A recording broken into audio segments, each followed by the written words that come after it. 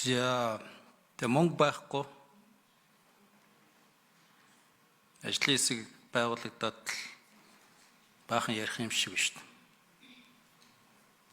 Эсвэл тэр 24 их найд дотроо 24% дотроо 20 хэдэн их найд байгаа л урсгал зардалж байна.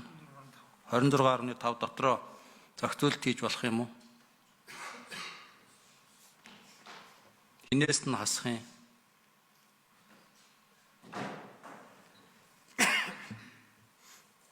Яг гоо засгийн газар бол одоо би өгөхөөр чи өгөх л гэж л хэлж штэ.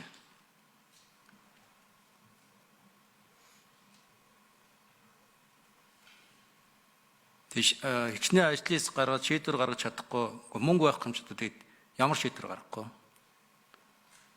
Мөнгө байхгүй байна л гэж хэлнэ үстэ. Ингэж цаг үрж явах тийм